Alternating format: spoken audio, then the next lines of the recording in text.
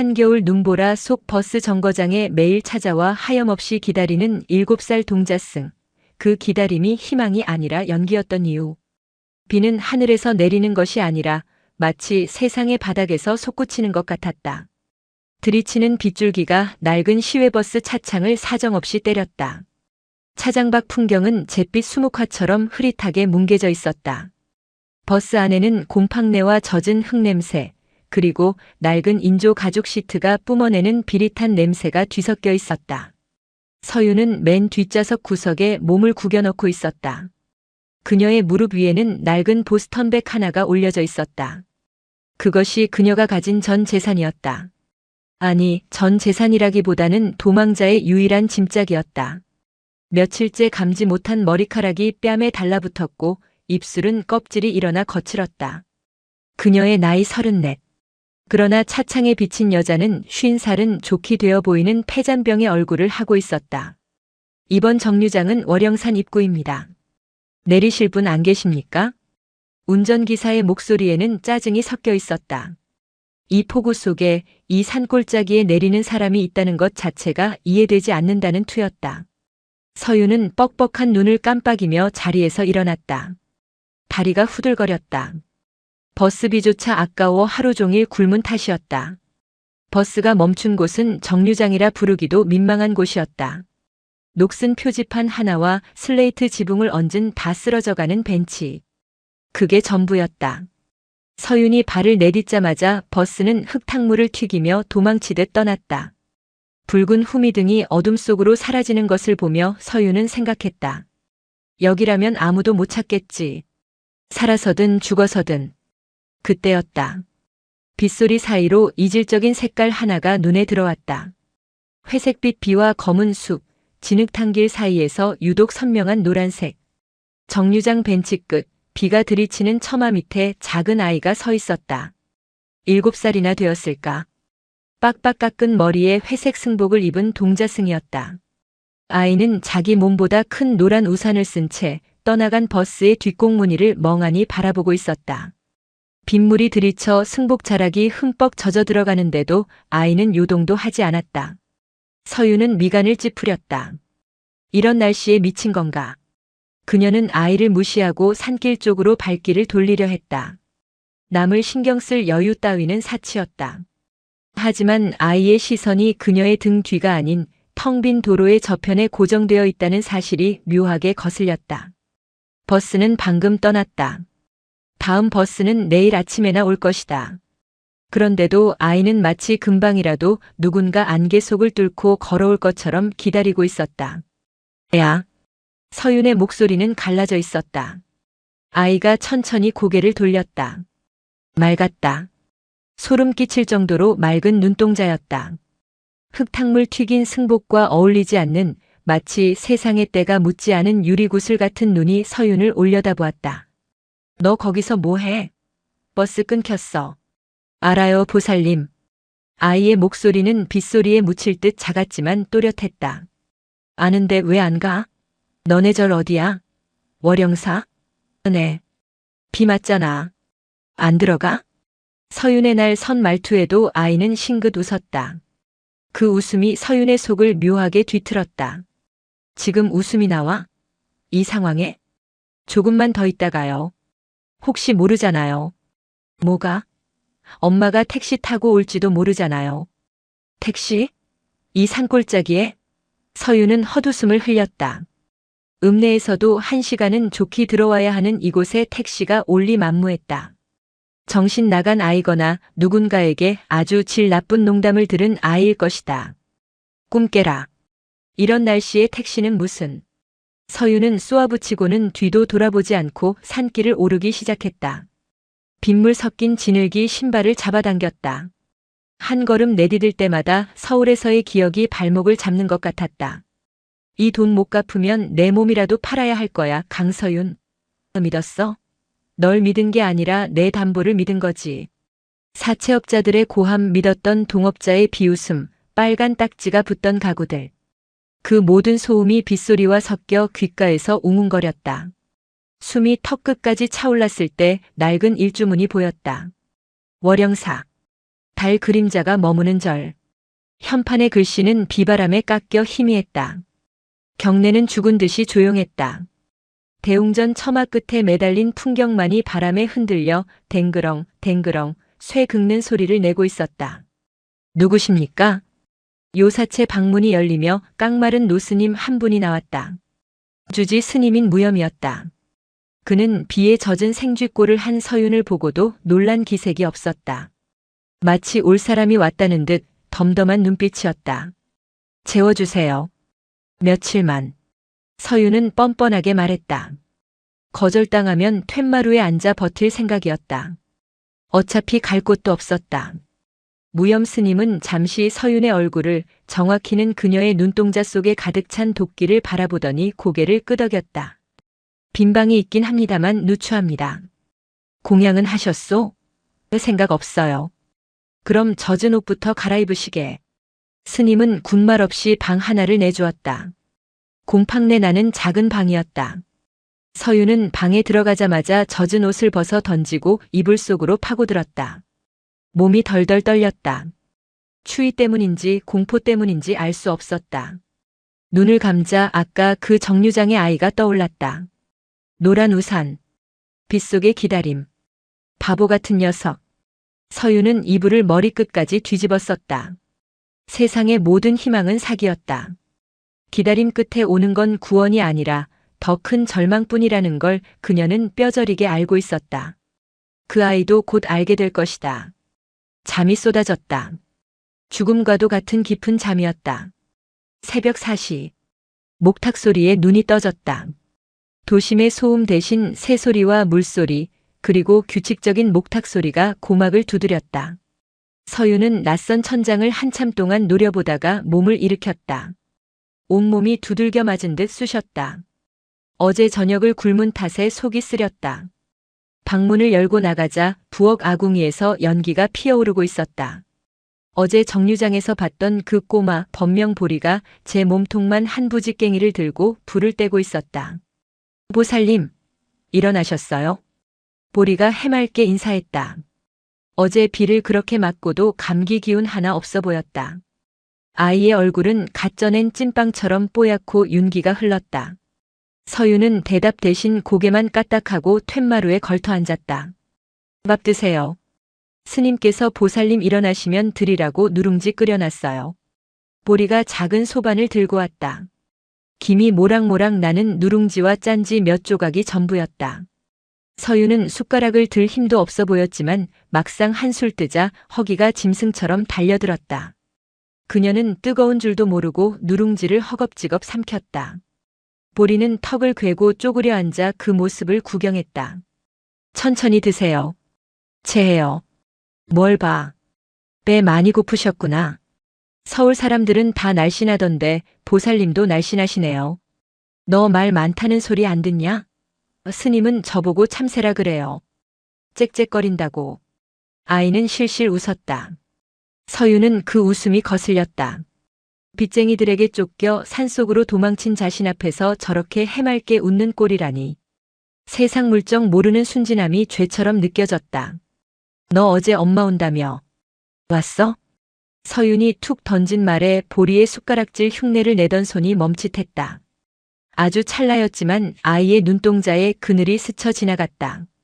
하지만 곧바로 다시 웃는 얼굴로 돌아왔다.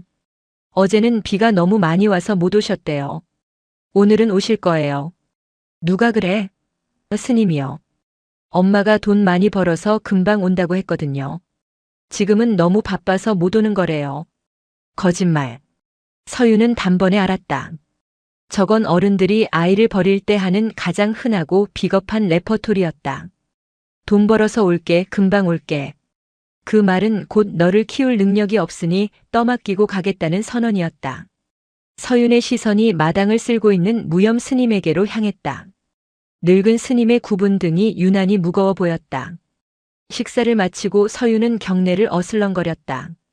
절은 낡았지만 정갈했다. 하지만 곳곳에 가난의 흔적이 역력했다. 기와는 깨져 있었고 법당의 단청은 색이 발의 나무의 속살이 드러나 있었다. 그녀는 무염 스님에게 다가갔다. 스님, 일어나셨소. 저의 엄마 안 오죠? 돌려 말하는 법 따위는 잊은 지 오래였다. 무염 스님은 빗자루질을 멈추고 허리를 폈다. 그의 깊은 눈이 서윤을 꿰뚫어 보았다. 보살 눈에는 그리 보입니까? 딱 보면 알죠. 버려진 거잖아요. 근데 왜 헛바람을 넣으세요? 애한테 희망 고문하는 거 그거 못할 짓이에요.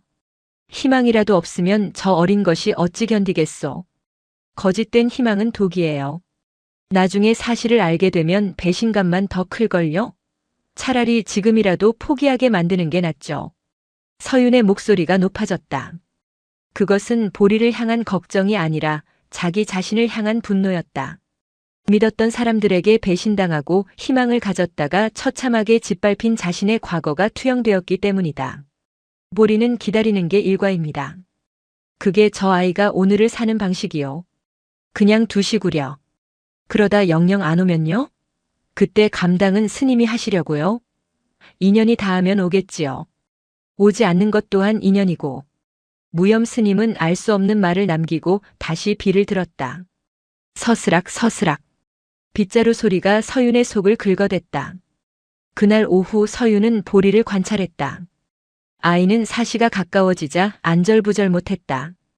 빨래를 걷고 고무신을 닦아놓고 주머니에서 꼬깃꼬깃한 무언가를 꺼내 확인했다. 저 다녀올게요, 스님. 보리는 또다시 그 정거장으로 향했다. 오늘은 비가 오지 않았지만 바람이 찼다. 서윤은 툇마루에 앉아 멀어지는 아이의 뒷모습을 보며 입술을 깨물었다. 바보 같은 녀석. 가르쳐줘야 해. 세상이 얼마나 잔인한 곳인지. 기다림 따위가 얼마나 쓸모없는 짓인지. 그녀는 충동적으로 신발을 구겨 신고 아이의 뒤를 쫓았다. 산길을 내려가는 내내 서윤은 생각했다. 내가 왜 이러지? 그냥 내버려두면 될 것을. 하지만 그녀는 참을 수가 없었다. 자신은 모든 걸 포기하고 죽음을 생각하며 이곳에 왔는데 저 조그만 아이가 감히 희망을 품고 있다는 사실이 그 순진무구한 믿음이 역겨웠다. 그것을 부수어버리고 싶었다. 그래야 내 비참함이 조금은 위로받을 것 같았다.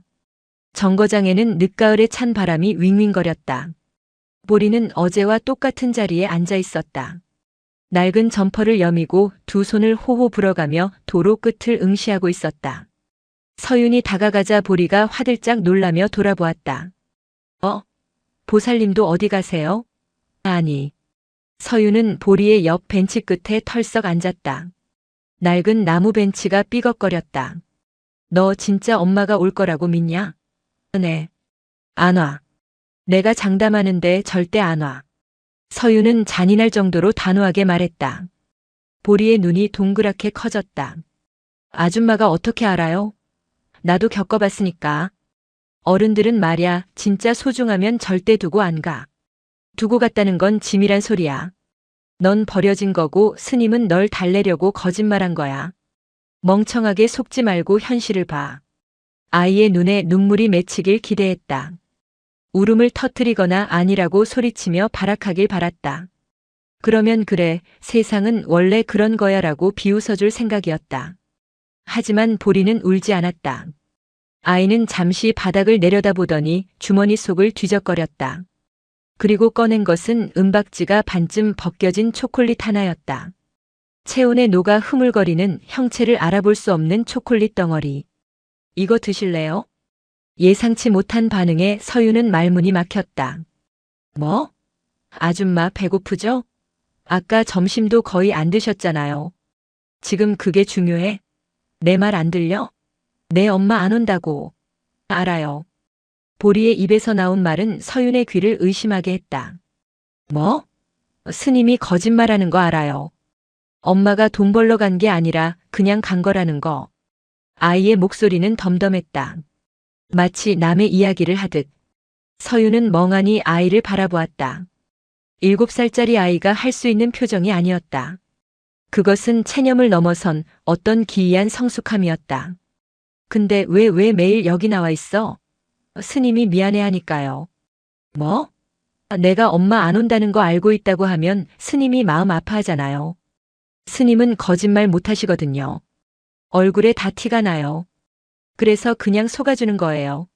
내가 기다리고 있으면 스님도 언젠간 오겠지 하고 덜 미안해하실 테니까.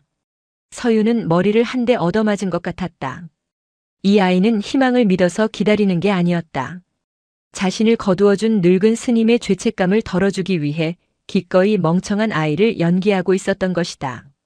매일 추위 속에 떨며 정거장에 나오는 그 행위 자체가 아이가 스님에게 보내는 서툰 위로였던 셈이다. 그리고 혹시 모르잖아요. 보리가 녹아버린 초콜릿을 서윤의 손에 쥐어주며 작게 속삭였다. 제가 계속 여기서 기다리면 엄마가 미안해서라도 한 번은 올지 모르잖아요. 안 기다리면 엄마가 돌아왔다가 그냥 갈 수도 있잖아요. 나 없다고. 서윤의 손바닥 위에서 뭉개진 초콜릿의 온기가 느껴졌다. 끈적하고 미지근하고 보잘것없는 갈색 덩어리. 하지만 그것은 서윤이 지난 몇 년간 받아본 그 어떤 것보다 뜨거웠다. 아줌마는 많이 아픈가 봐요. 안 아파. 아픈데. 눈이 울고 있는데. 보리는 고사리 같은 손으로 서윤의 거친 손등을 토닥였다. 멀리서 버스 엔진 소리가 들려왔다.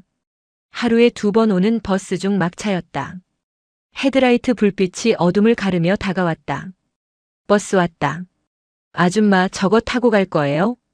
보리가 물었다. 서윤은 버스를 보았다. 저걸 타면 다시 서울로 그 지옥 같은 현실로 돌아가야 한다. 아니면 다른 낯선 곳으로 도망치거나. 버스가 정류장에 멈춰섰다. 치익 마이너스 하는 소리와 함께 문이 열렸다. 기사가 의아한 눈으로 벤치에 앉은 2 사람을 바라보았다.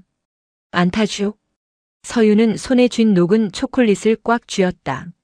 손가락 사이로 검은 단물이 배어나왔다. 그녀는 고개를 저었다. 안 타요. 버스는 다시 떠났다. 정적만이 남은 정거장. 서윤은 옆에 앉은 조그만 아이를 바라보았다. 자신보다 훨씬 작고 약한 주제에 자신보다 훨씬 단단한 마음을 가진 아이. 어른인 척하며 세상을 비웃던 자신이 한없이 초라해지는 순간이었다. 가자. 어디로요? 저절로. 밥 먹어야지. 서윤은 자리에서 일어났다. 그리고 무심한 척, 그러나 조금은 느린 걸음으로 앞장섰다. 뒤에서 보리의 발소리가 총총 따라왔다. 어둠이 내려앉은 산길, 2 사람의 그림자가 길게 늘어졌다. 서윤은 주머니 속에 손을 넣었다. 끈적한 초콜릿이 묻은 손을 닦아내지 않았다. 그 끈적거림이 왠지 싫지 않았다. 그날 밤 서윤은 처음으로 꿈을 꾸지 않고 잠들었다. 산사의 시간은 도시와 다르게 흘렀다. 초침 소리 대신 바람이 잎사귀를 긁는 소리가 시간을 알렸고 네온사인 대신 해의 기울기가 하루를 구분했다. 서윤이 월영사에 머문 지 보름이 지났다. 그녀는 여전히 불청객이었지만 더 이상 손님처럼 굴지 않았다. 밥값을 해야 한다는 강박 혹은 공짜 밥을 먹는다는 수치심이 그녀를 움직이게 했다.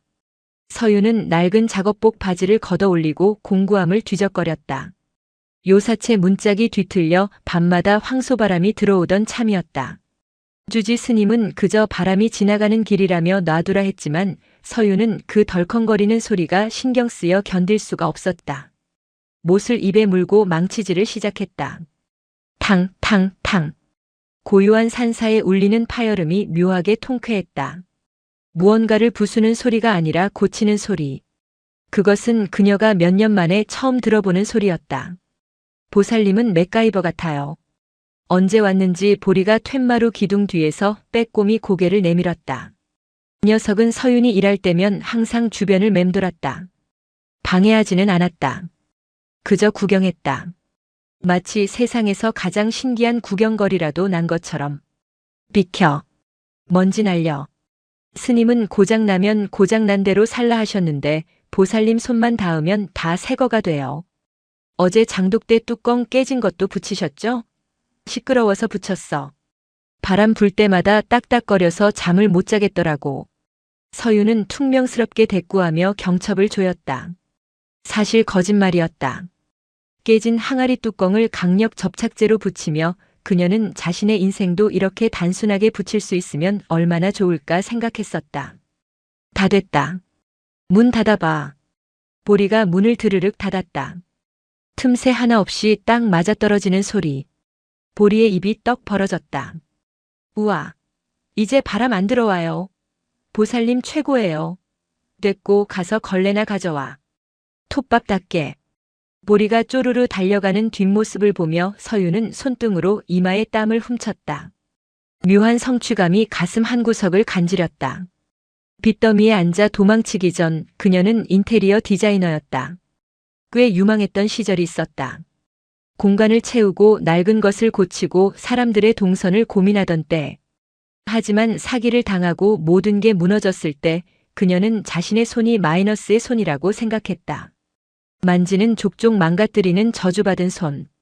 그런데 이 산골짜기에서 고작 문짝 하나 고치고 안도감을 느끼다니. 서유는 피식 헛웃음을 흘렸다. 그때였다.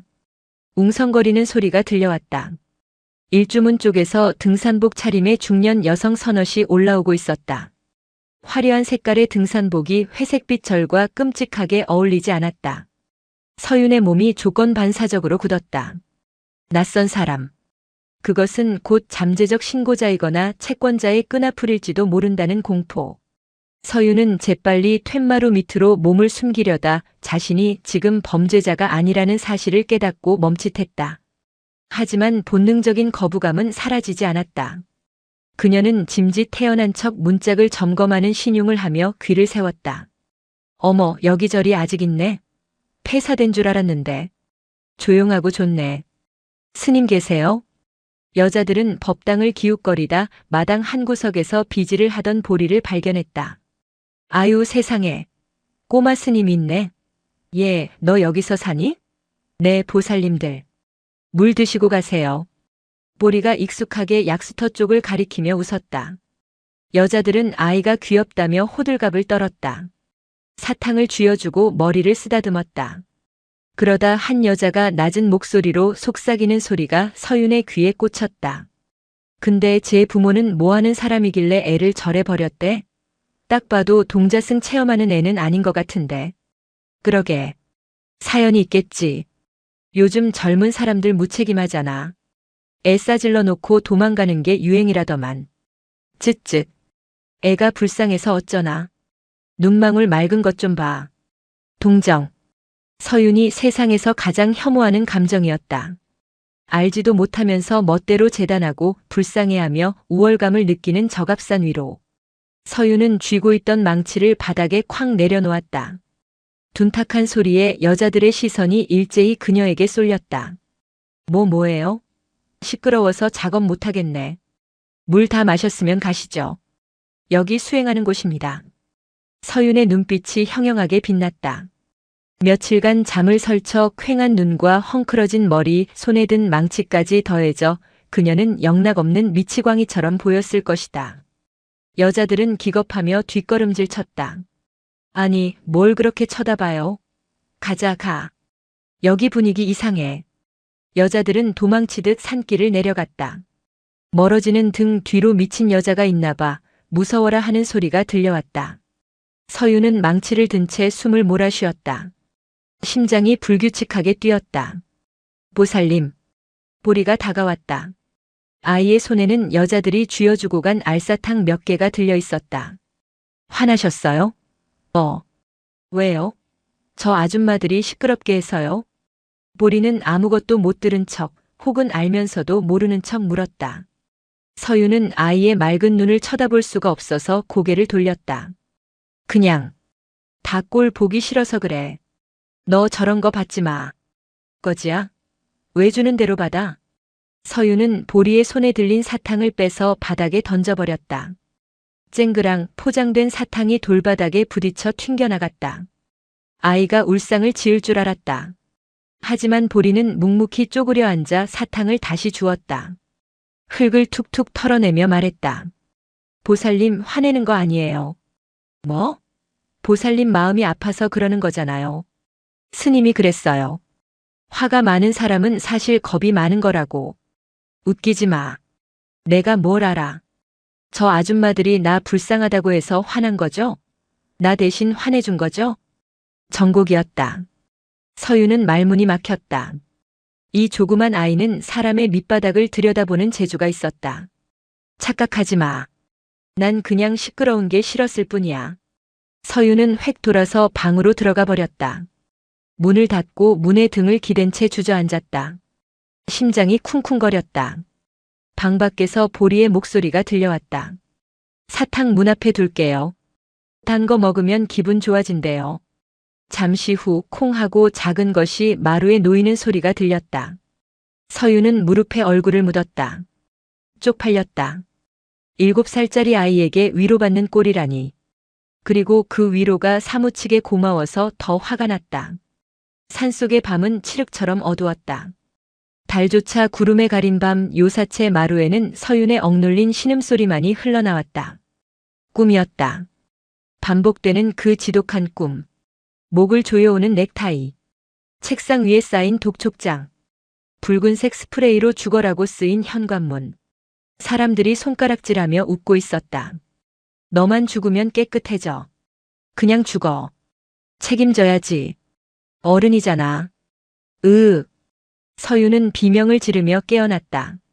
식은 땀으로 온몸이 젖어 있었다. 숨이 가빴다. 어둠 속에서 거친 숨을 몰아쉬며 주변을 더듬었다. 여기가 어디지? 아, 절이다. 지옥이 아니라 절이다. 하지만 공포는 쉽게 가라앉지 않았다.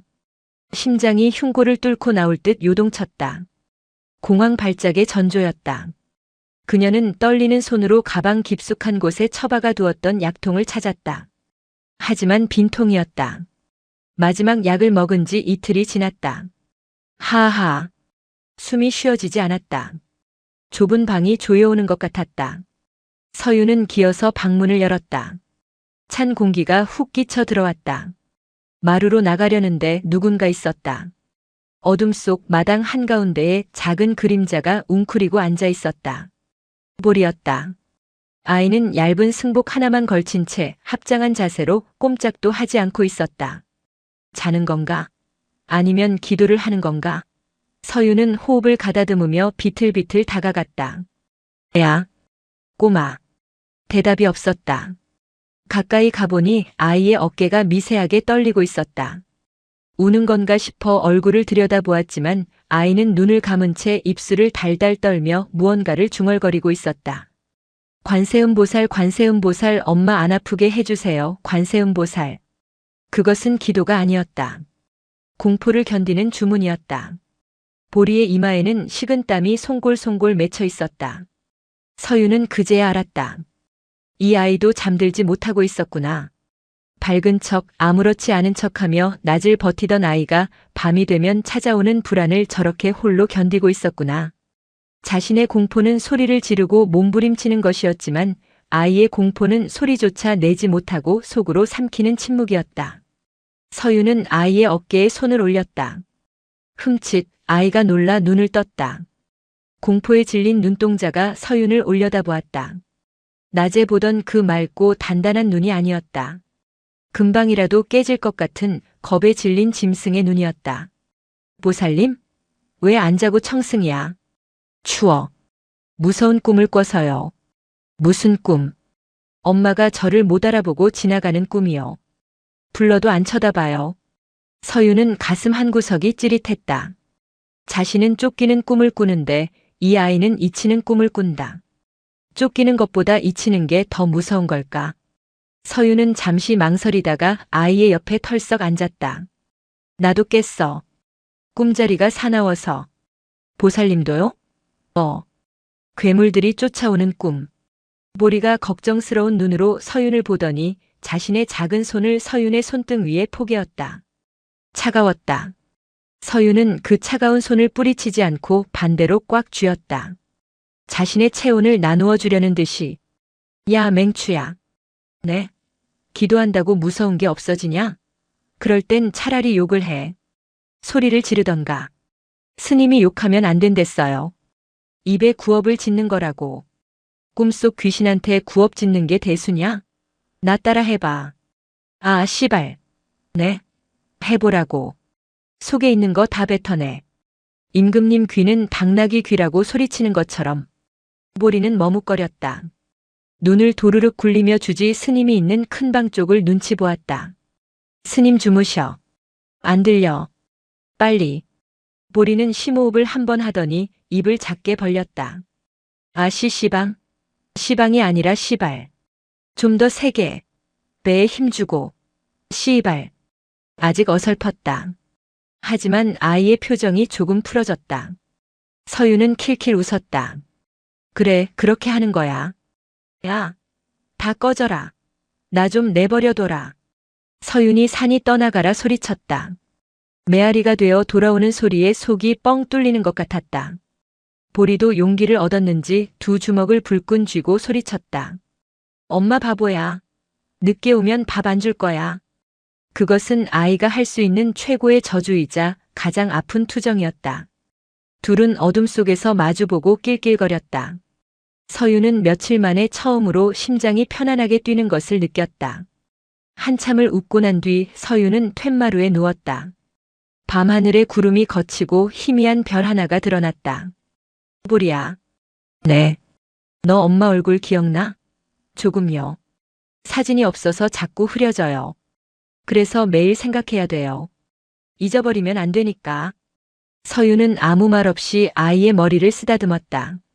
까슬까슬한 머리카락의 감촉이 손바닥에 닿았다. 이 아이의 기다림은 희망이 아니라 기억을 지키려는 필사적인 투쟁이었다. 잊혀지지 않기 위해, 그리고 잊지 않기 위해 아이는 매일 그 정거장에 나가는 것이었다. 서윤은 결심했다. 적어도 자신이 여기 있는 동안은 이 꼬마가 혼자 울게 두지 않겠다고. 계절은 빠르게 겨울의 한복판으로 치달았다. 산사의 겨울은 혹독했다. 수도관이 얼어 터지기 일쑤였고 눈이라도 한 번 내리면 도로는 완전히 고립되었다. 일기예보에서 대설주의보가 내린 날이었다. 아침부터 하늘이 낮게 내려앉더니 정오가 지나자 주먹만한 한방눈이 쏟아지기 시작했다. 순식간에 세상이 하얗게 지워졌다. 무염 스님은 아침 일찍 아랫마을에 염불을 하러 내려간 상태였다.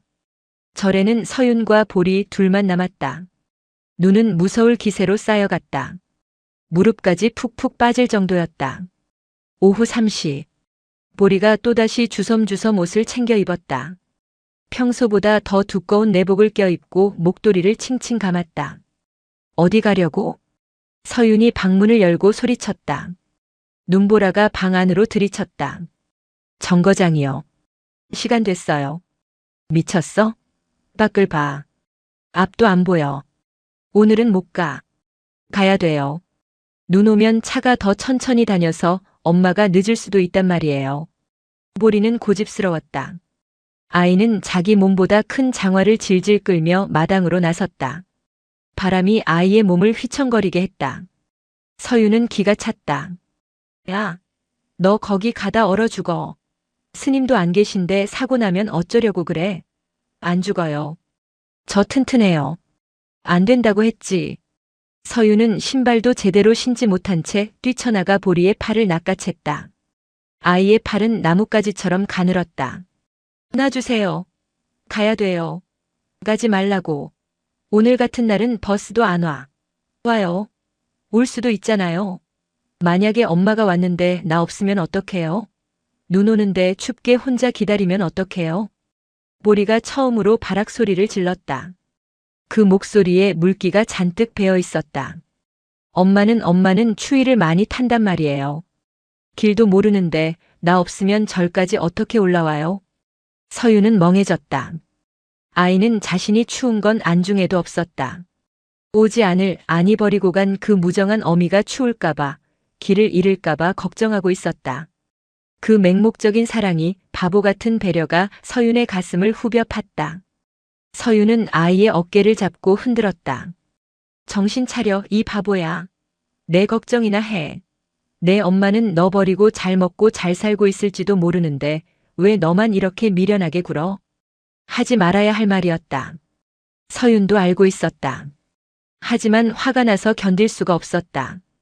자신을 망가뜨린 세상에 대한 분노가 엉뚱하게 아이에게 터져나왔다.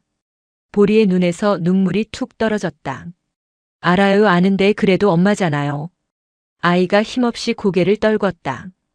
그 모습이 눈보라 속에 위태롭게 서 있는 작은 촛불 같았다. 서윤은 잡고 있던 아이의 팔을 놓았다. 손에 힘이 빠졌다. 그래도 엄마잖아요. 그 한마디가 서윤의 모든 논리를 무너뜨렸다. 서윤은 한숨을 깊게 내쉬었다. 입김이 하얗게 흩어졌다. 가자. 네. 혼자는 안 돼. 같이 가. 서윤은 방에 들어가 자신의 두꺼운 패딩 점퍼를 꺼내왔다. 그리고 보리에게 입혔다. 아이에게는 이불처럼 큰 옷이었다. 서윤은 얇은 코트 하나만 걸친 채 보리의 손을 잡았다. 꽉 잡어. 놓치면 죽는다.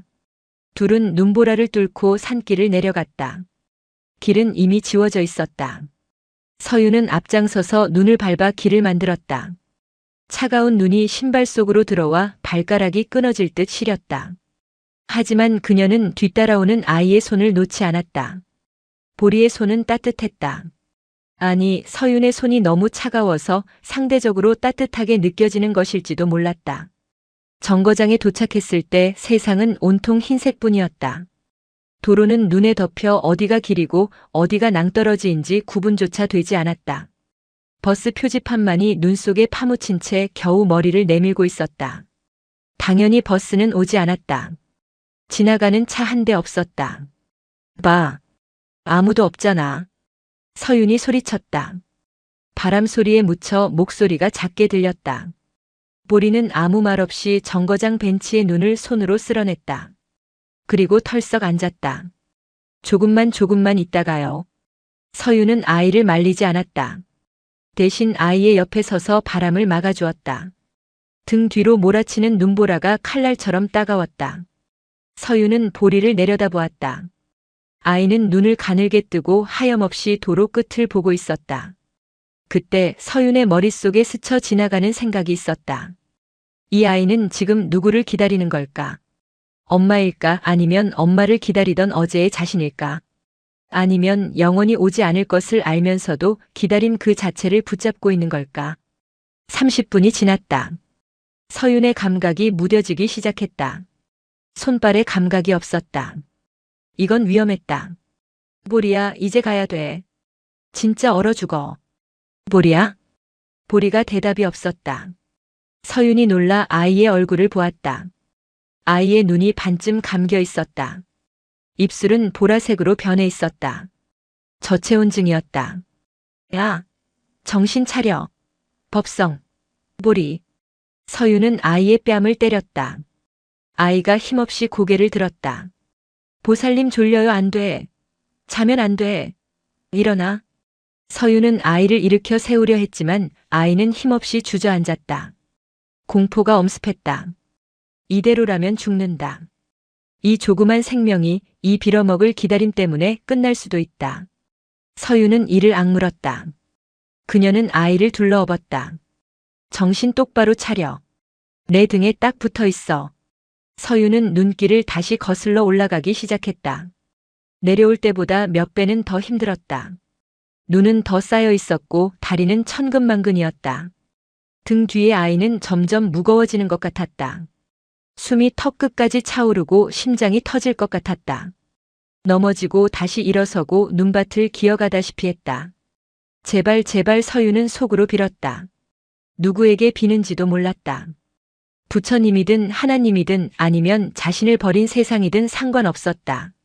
그저 이 아이를 살려달라고 이 멍청하고 불쌍한 꼬마를 제발 데려가지 말라고 빌었다. 엄마 미안해, 내가 잘못했어. 등 뒤에서 보리의 희미한 웅얼거림이 들렸다. 서윤의 눈에서 뜨거운 것이 흘러내렸다. 눈물인지 눈 녹은 물인지 알 수 없었다. 그녀는 소리쳤다. 내 잘못 아니야. 내가 뭘 잘못했는데. 잘못한 건 내 엄마야, 이 바보야. 서윤은 마지막 힘을 짜내어 일주문을 통과했다. 요사체 마루에 아이를 내려놓고 그녀 역시 그대로 쓰러졌다. 흐려지는 의식 속에서 멀리서 무염 스님이 달려오는 모습이 보였다. 하얀 눈 위로 검은 승복 자락이 펄럭였다. 서윤은 그제야 안도하며 눈을 감았다. 어둠 속으로 가라앉으며 그녀는 생각했다. 다행이다. 내가 쓸모가 있었어. 서윤이 눈을 떴을 때는 이틀이 지난 뒤였다. 낡은 천장 벽지에 핀 곰팡이 자국이 눈에 들어왔다. 몸을 일으키려 했지만 근육이 찢어지는 듯한 통증에 다시 주저앉았다. 코끝에 쌉싸름한 탕약 냄새가 감돌았다. 정신이 드시오?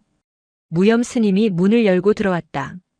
쟁반에는 하얀 죽 한 그릇과 간장이 놓여 있었다. 서유는 멍한 정신으로 물었다. 애는요? 보리는요? 스님의 얼굴이 어두워졌다. 옆방에 있소. 열이 잘 내리지 않는구려. 서유는 숟가락을 들 생각도 하지 않고 비틀거리며 일어났다. 스님이 만류했지만 그녀는 뿌리치고 옆방으로 향했다. 방 안은 후끈했다. 아랫목에 뉘인 보리는 땀에 흠뻑 젖어 있었다. 그 조그만 몸이 불덩이 같았다. 입술은 바짝 말라 갈라져 있었고 색색거리는 숨소리가 불규칙했다. 서유는 아이의 머리맡에 앉아 물수건을 집어들었다. 손이 떨렸다. 보리야. 대답이 없었다. 아이는 깊은 늪에 빠진 듯 했다. 서유는 차가운 물수건으로 아이의 이마와 목을 닦아냈다. 그때 아이가 끙하고 앓는 소리를 내며 뒤척였다. 엄마 가지마 잘못했어. 또 그 소리였다. 눈 속에서 엎혀올 때 했던 그 말. 서유는 아이의 손을 잡았다. 뜨거웠다. 그 열기가 서윤의 차가운 손바닥을 태울 것 같았다. 무염 스님이 방문턱에 서서 그 모습을 지켜보고 있었다.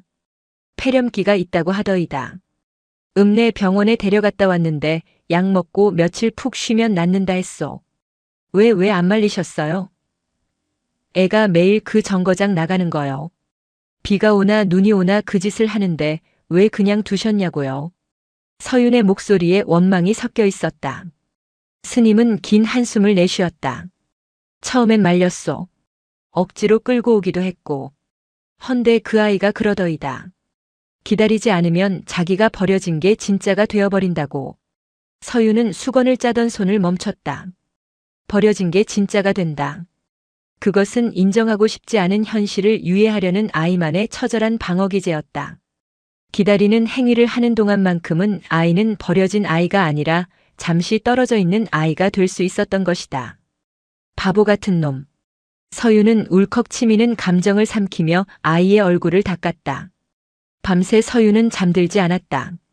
물수건을 갈아주고 땀에 젖은 옷을 갈아입혔다. 30대 중반이 되도록 누구를 간호해 본 적이 없었다. 그녀에게 타인은 늘 경쟁자였거나 이용 대상이었거나 채권자였다. 누군가의 열을 내리기 위해 밤을 새우는 이 행위가 낯설고 두려웠다. 혹시라도 내 손길이 서툴러 아이가 잘못될까봐. 새벽녘이 되어서야 보리의 열이 조금씩 떨어졌다.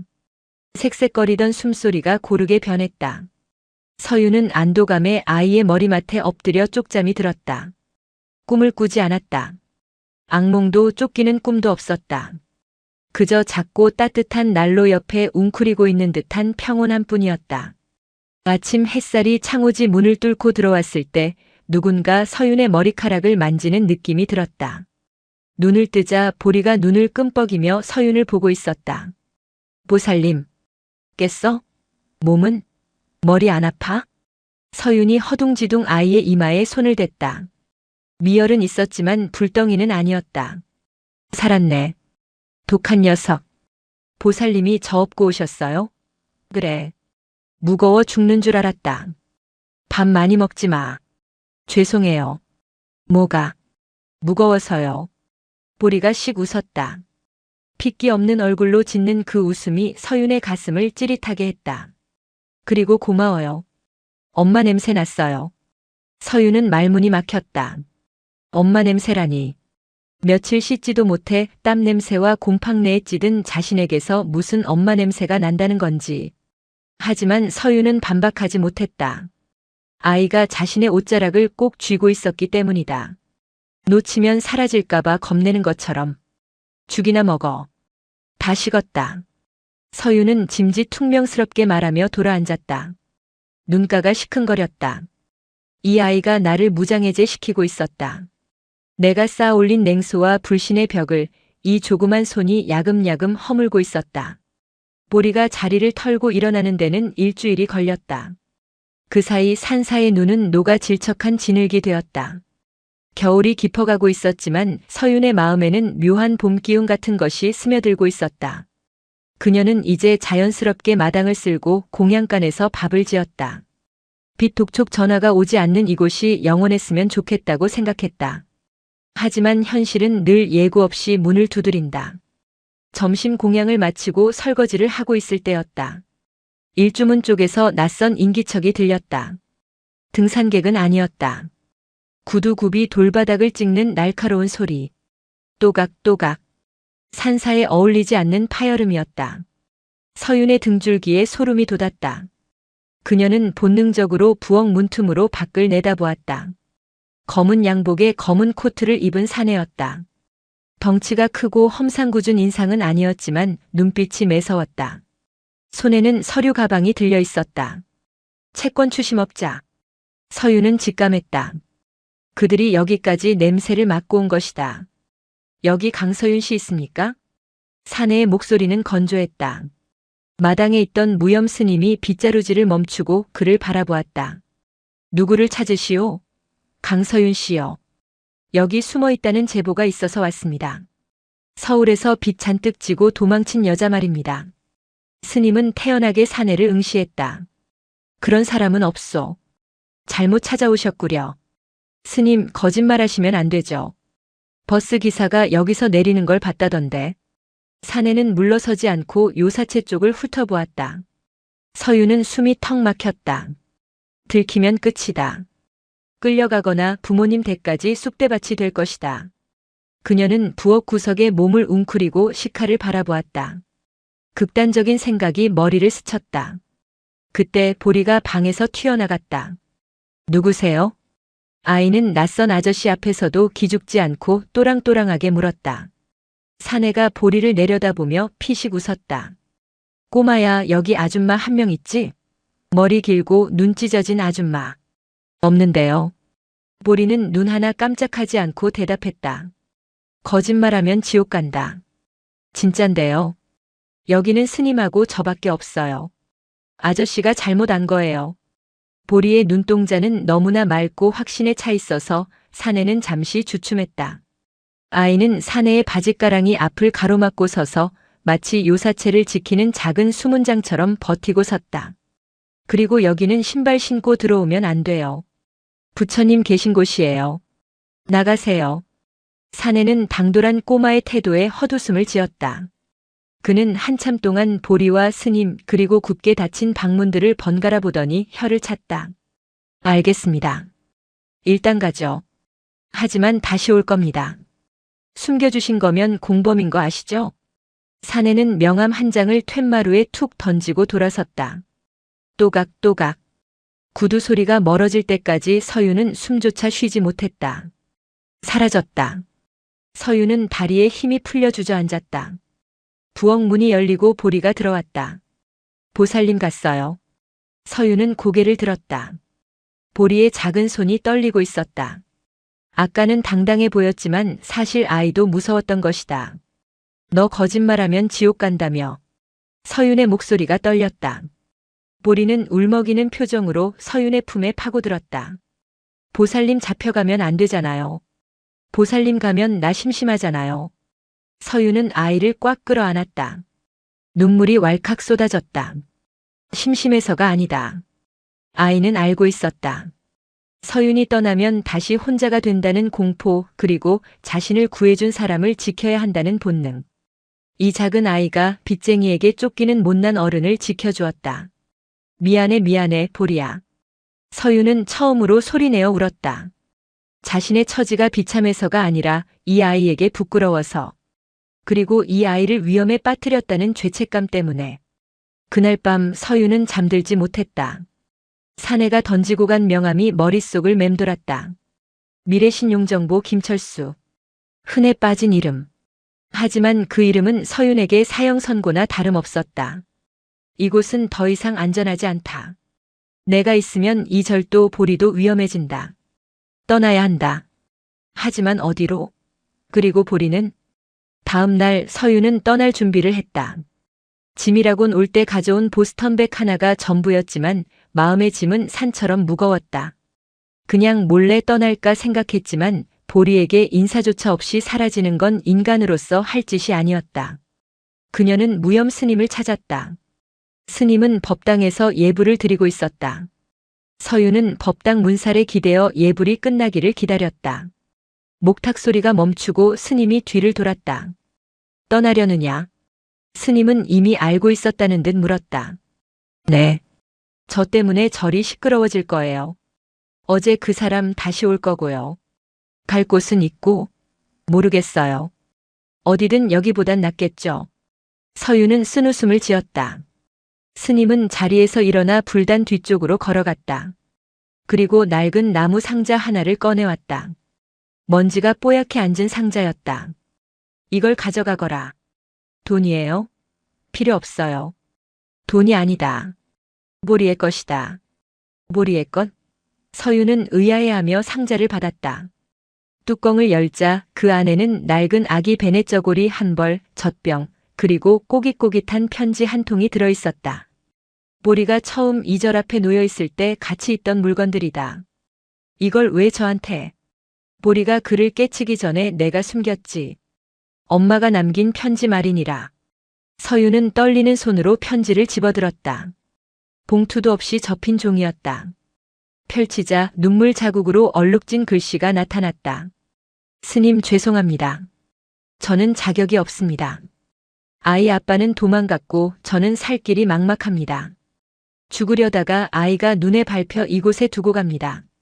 이름은 지훈입니다. 부디 거두어 주세요. 저는 찾지 말아주세요. 잊고 살겠습니다. 죄송합니다. 금방 돌아오겠다는 말은 어디에도 없었다. 돈 벌어서 오겠다는 약속도 없었다. 그저 잊고 살겠다는 잔인한 통보뿐이었다. 서윤의 손이 부들부들 떨렸다. 이걸 보리는 모르는 거죠? 무염 스님이 고개를 저었다. 알고 있다. 네. 작년 봄에 내가 잠시 자리를 비운 사이 아이가 이 상자를 봤어. 글씨는 읽을 줄 알았으니 내용도 봤겠지. 그럼 보리가 알고도 모른 척했다는 거예요? 스님은 쓸쓸하게 웃었다. 그 아이는 편지를 보고 나서 다시 제자리에 넣어두더구나. 그리고 나에게 묻지도 않았어. 그저 그날부터 정거장에 나가는 시간이 더 길어졌을 뿐이지. 서유는 망치로 머리를 얻어맞은 기분이었다. 보리는 엄마가 돌아오지 않을 것을 편지를 통해 확인했다. 잊고 살겠다는 엄마의 문장을 제 눈으로 똑똑히 봤다. 그런데도 아이는 매일 정거장에 나가 엄마가 금방 온대요라고 거짓말을 했다. 왜? 자신을 불쌍하게 여기는 스님을 위해서? 아니면 그 거짓말이라도 붙잡지 않으면 당장 무너져 버릴 것 같아서? 아이다. 아이는 어른보다 약하지만 때로는 어른보다 더 필사적으로 자신을 지킨다. 기다림은 그 아이가 스스로를 살게 하는 유일한 주문인 게야. 서유는 편지를 움켜쥐었다. 종이가 구겨지는 소리가 법당의 정적을 깼다. 분노가 치밀었다. 무책임한 엄마에 대한 분노, 그리고 이 사실을 알고도 매일 웃으며 기다리는 척 연기하는 그 조그만 아이에 대한 연민이 뒤섞여 가슴을 찢어놓았다. 제가 찾아낼게요. 서윤이 불쑥 말했다. 뭐라? 그 여자 찾아낸다고요? 지훈이 아니, 보리 엄마요. 찾아서 이 편지 면상에 던져주고 애 앞에 무릎 꿇고 사과하게 만들 거예요. 그러기 전엔 저 못 떠나요. 스님이 서윤을 빤히 바라보았다. 서윤의 눈에 다시 도끼가 서렸다. 하지만 처음 절에 들어올 때의 그 자포자기한 도끼가 아니었다. 누군가를 지키겠다는 맹수 같은 사리에 가까운 도끼였다. 빚쟁이들은 어쩌고? 피하지 않을 거예요. 제가 해결해야죠. 그래야 저 녀석한테 부끄럽지 않은 어른이 될 수 있으니까. 서윤은 상자를 닫았다. 탕 하는 소리가 결심처럼 울렸다. 도망치지 않는다. 내 빚도 보리의 상처도. 서윤은 법당을 나섰다. 마당에서는 보리가 혼자 땅 따먹기를 하고 있었다. 서윤을 보자 환하게 웃으며 손을 흔들었다. 보살님, 이거 봐요. 제가 10단까지 갔어요. 저 해맑은 웃음 뒤에 숨겨진 찢어진 속내를 이제는 안다. 서윤은 신발을 신고 마당으로 내려갔다. 그리고 보리 앞에 쭈그리고 앉아 눈을 맞췄다. 보리야. 네. 나랑 약속 하나 하자. 무슨 약속이요? 서윤은 새끼손가락을 내밀었다. 내가 내 엄마 찾아줄게. 꼭. 보리의 눈이 커졌다. 아이는 잠시 망설이다가 자신의 작은 새끼 손가락을 서윤의 손가락에 걸었다. 그리고 속삭였다. 안 찾아도 되는데. 아니, 찾아야 돼. 내가 묻고 싶은 게 있어서 그래. 그러니까 넌 여기서 딱 기다리고 있어. 딴 데 가지 말고. 서윤은 아이의 손을 꽉 쥐었다. 이것은 아이를 위한 약속이자 서윤 자신을 위한 구원의 맹세였다. 이제 이야기는 기다림의 정거장을 떠나 길 위로 나아갈 차례였다. 서울로 가는 버스 안 서윤은 차창에 머리를 기대고 있었다. 차창 밖 풍경은 빠르게 뒤로 밀려나고 있었지만 서윤의 눈에는 아무것도 들어오지 않았다. 그녀의 가방 속에는 무염 스님이 준 보리의 베네 저고리와 편지, 그리고 사채업자 김철수의 명함 한 장이 들어있었다. 도망치기 위해 떠났던 서울을 이제는 싸우기 위해 돌아가고 있었다. 서울역에 내리자마자 매캐한 매연과 소음이 서윤을 덮쳤다. 산사에서의 고요가 꿈이었던 것처럼 느껴질 만큼 현기증 나는 도시의 속도였다. 그녀는 공중전화 부스에 들어가 명함에 적힌 번호를 눌렀다. 수화기 너머로 건조한 목소리가 들려왔다. 미래신용정보입니다. 강서윤입니다. 잠시 침묵이 흘렀다. 제발로 전화할 줄은 몰랐는데. 위치 추적할 필요도 없게 해주시네. 만나죠. 사무실로 가겠습니다. 김철수의 사무실은 청계천 뒷골목의 허름한 상가 2층에 있었다. 철제 책상 몇 개와 소파, 그리고 벽에 붙은 채무자들의 명단. 퀴퀴한 담배 냄새가 밴 그곳에서 김철수는 서윤을 흥미롭다는 눈으로 쳐다보고 있었다. 돈은 가져오셨나? 아님 콩팥이라도 때려 온 건가? 돈은 없습니다. 서윤은 당당하게 말했다. 김철수의 눈썹이 꿈틀했다. 배짱이 좋네. 그럼 무슨 용무로? 딜을 하러 왔습니다. 서윤은 가방에서 스케치북 하나를 꺼내 책상 위에 던졌다. 올라오면서 버스 안에서 급하게 그린 도면이었다. 당신네 이 사무실, 그리고 당신이 관리한다는 그 사우나 건물. 내가 리모델링 해줄게요. 뭐? 나 이 바닥에서 꽤 잘 나가던 인테리어 디자이너였어요. 당신이 가진 그 낡은 건물들, 동선 엉망이고 공간 활용도 최악이에요. 그거 손봐서 임대료 2배로 받게 해줄 테니까 내 이자 탕감해줘요. 그리고 원금 상환은 1년 유예해줘요. 김철수는 어이없다는 듯 웃음을 터뜨렸다. 빚쟁이 주제에 나한테 사업 제안을 해? 내가 널 뭘 믿고? 내 실력은 당신이 뒷조사에서 더 잘 알 텐데. 그리고 지금 날 감옥에 보내거나 신체 포기 각서 쓰게 해봤자 당신이 얻을 건 푼돈이에요. 하지만 내 손을 빌리면 당신 자산 가치를 올릴 수 있어. 계산기 두드려봐요. 어느 쪽이 이득인지. 서윤의 눈빛은 흔들림이 없었다. 죽음을 각오했던 사람만이 가질 수 있는 서늘한 기백이었다. 김철수는 담배를 비벼 끄고 서윤을 빤히 바라보았다. 셈이 빠른 장사꾼의 눈이 번뜩였다. 좋아. 대신 조건이 있어. 말해요. 사람 하나만 찾아줘. 사람? 너처럼 도망간 놈 잡는 건 내가 선수지만 꼭꼭 숨어버린 여자 찾는 건 내가 더 잘할 것 같아서 말이야. 여자들 심리는 여자가 더 잘 알잖아. 서윤은 침을 삼켰다. 누군데요? 이름은 한미주. 7년 전에 사라진 여자야. 내 돈 떼먹고 튄 건 아니고 개인적인 원한이 좀 있어서. 한미주. 서윤의 심장이 쿵 하고 내려앉았다. 스님이 준 편지 봉투 귀퉁이에 적혀있던 희미한 이름, 바로 보리의 엄마 이름이었다. 운명의 장난치고는 너무나 자기적이었다. 찾아주면? 이자 전액 탕감. 원금은 천천히 갚아. 그리고 재료비랑 인건비는 내가 된다. 서윤은 주먹을 꽉 쥐었다. 이것은 기회였다. 빚을 해결할 기회이자 보리의 엄마를 찾을 수 있는 동아줄. 좋아요. 대신 그 여자에 대한 정보 다 줘요. 주민번호, 마지막 주소지, 사진까지 전부. 김철수가 서랍에서 낡은 서류 봉투 하나를 꺼내 던졌다. 사진은 없어. 7년 전 주민등록 말소되기 전 마지막 주소지만 있어. 강원도 묵호 쪽이라더군. 서윤은 서류를 챙겨 자리에서 일어났다. 약속 지켜요. 난 내 몫을 할 테니까. 사무실을 나오는 서윤의 다리가 후들거렸다. 하지만 입가에는 옅은 미소가 번졌다. 늑대의 굴에 들어가 살아나왔다. 이제 사냥을 시작할 차례였다. 무코는 바람이 거센 항구 도시였다. 비릿한 바다 냄새가 코를 찔렀다. 서유는 7년 전 주소지로 적힌 달동네 농골 담길을 오르고 있었다. 경사가 가파른 언덕길 양옆으로 슬레이트 지붕을 얹은 집들이 다닥다닥 붙어 있었다. 담벼락에는 아이들이 그린 듯한 투박한 그림들이 그려져 있었다. 서류에 적힌 주소는 이미 폐가가 되어 있었다. 대문은 사과 문짝이 떨어져 나갔고 마당에는 잡초만 무성했다. 서유는 허탈감에 마루 끝에 걸터 앉았다. 역시 쉽지 않았다.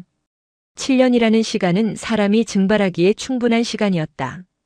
그때 옆집 대문이 열리며 허리가 굽은 할머니 한 분이 나왔다. 누구요? 빈집에.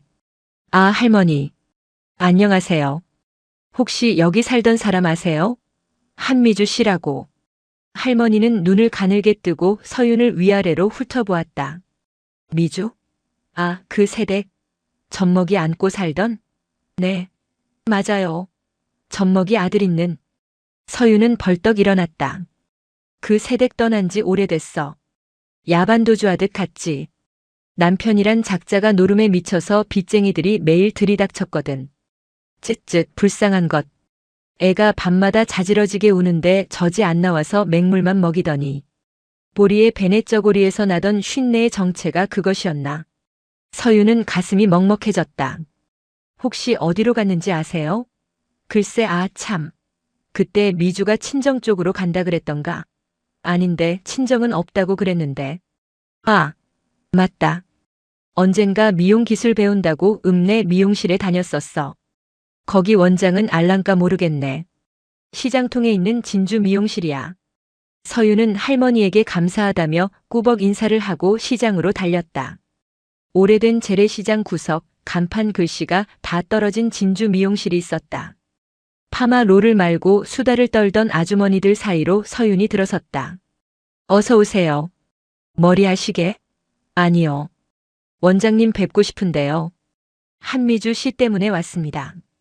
원장이라는 여자는 가위를 든 채 경계심 어린 눈으로 서윤을 보았다. 미주는 왜? 빚쟁이야?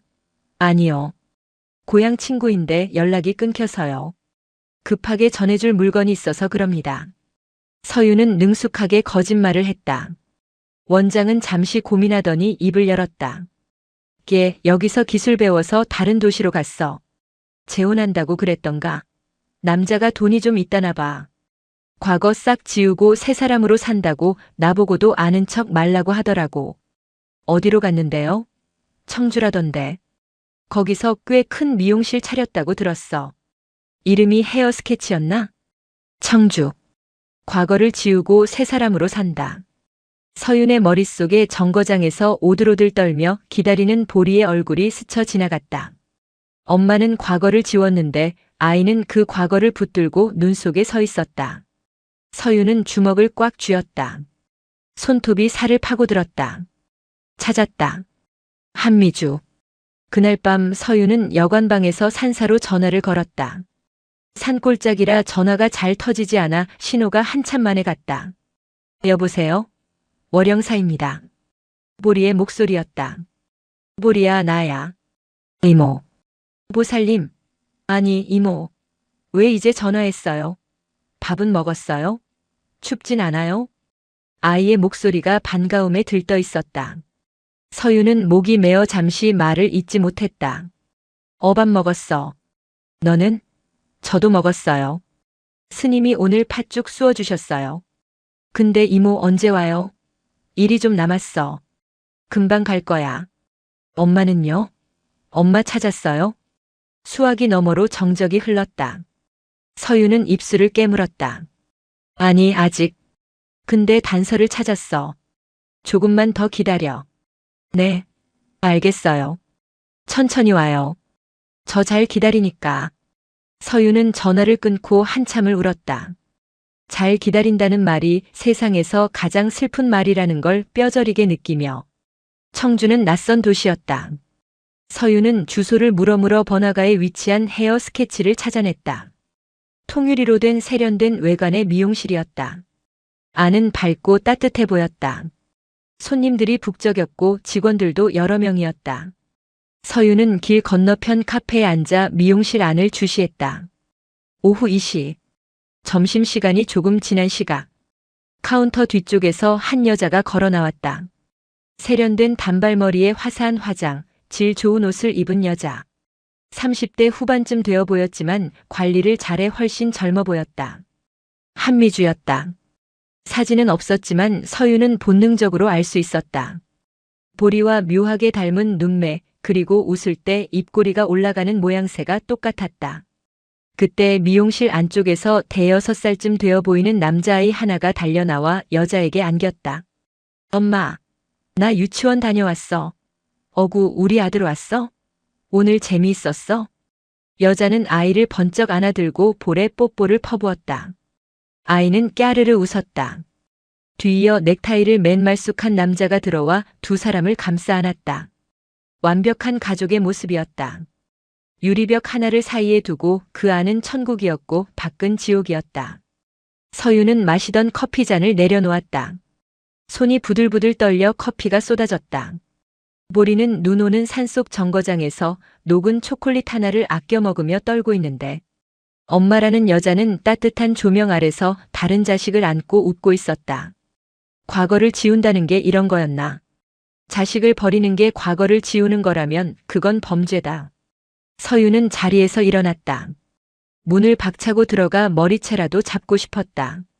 내가 버린 자식이 밖에서 죽어가고 있어. 라고 소리치고 싶었다. 하지만 그래서는 안 된다. 감정적으로 나가면 보리만 더 비참해질 뿐이다.